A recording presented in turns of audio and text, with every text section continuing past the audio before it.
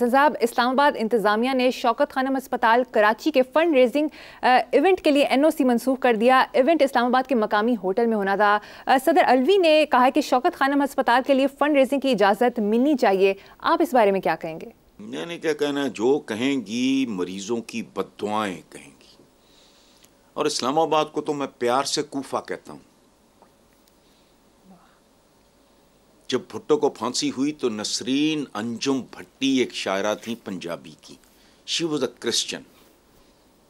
वो रेडियो पाकिस्तान लाहौर पे प्रोड्यूसर थी। उन्होंने एक नोहा लिखा था, उसकी लाइन याद आ गई मुझे, इस्लामाबाद के कूफे से मैं सिंध मदीने आई हूँ। ये उसकी पंजाबी की नज़्म है। वो किताब उसकी ढूंढो, मिल जाएगी तुम्हें। इस्लामाबाद कूफे की तरह, ये चंद दिन पहले जरदारी साहब ने भी कुछ और लफ्ज़ों में यही बात की है।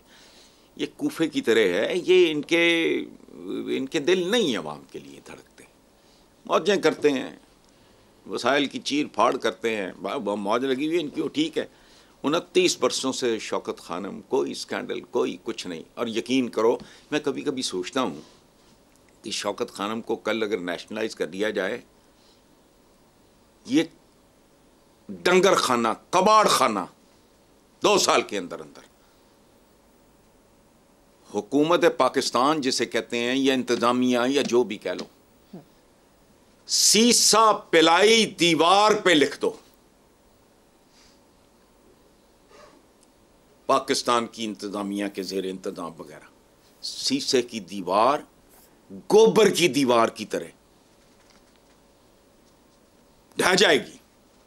शीशे की दीवार, उस पर लिख दो हुकूमत पाकिस्तान के ये जेरे निगरानी है। अब तो शौकत खानम है, चल रहा है, जब तक चले वो ठीक है।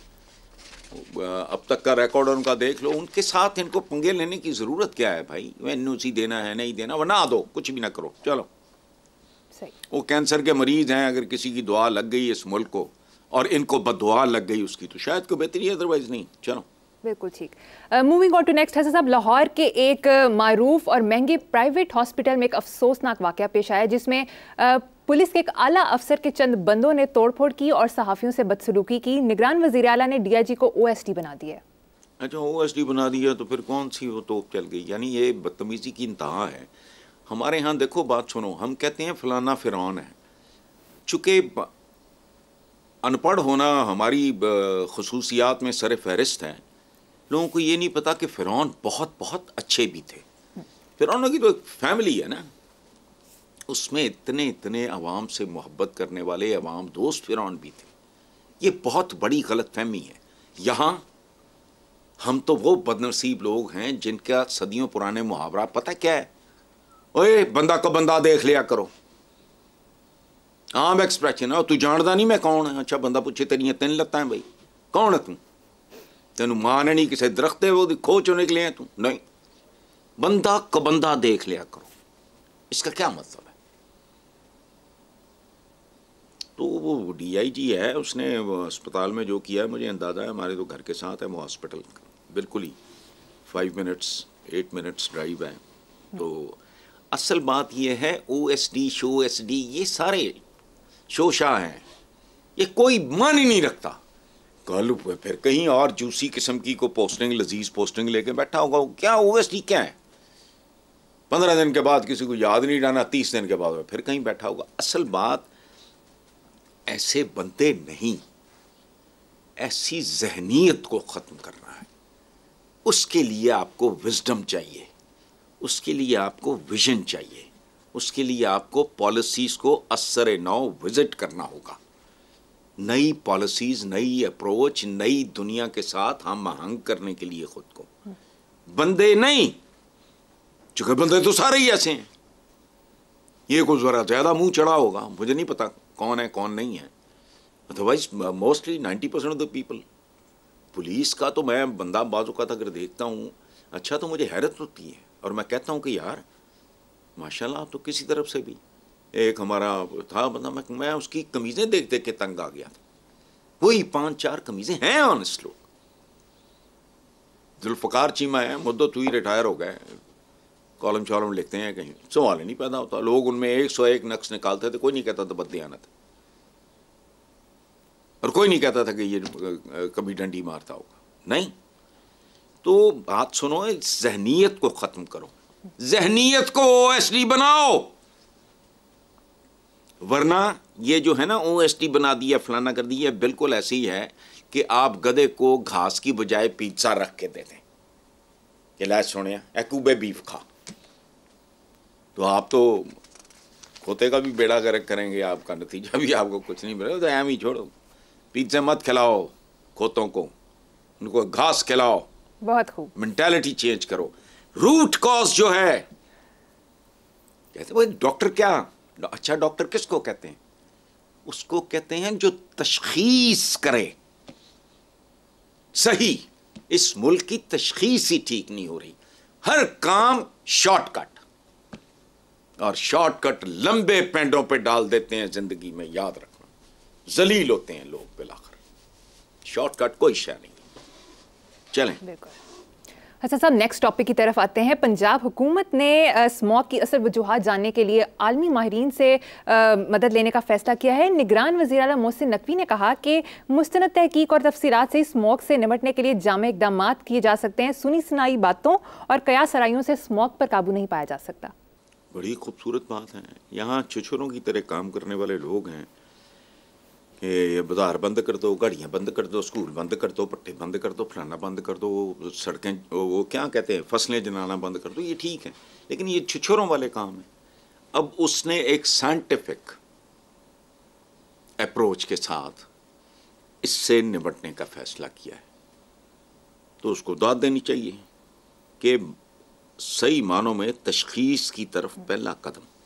अभी यही बात कर रहे थे ना हम, ज़िंदगी में प्रॉब्लम ये होता है कि जब तक आप मसले को समझते ही नहीं, या मैंने कल बात की है, मुझे एक दो लोगों ने कहा, मैंने कहा तुम चपड़कन आती है, तुम्हारी समझ में नहीं आएगी क्या।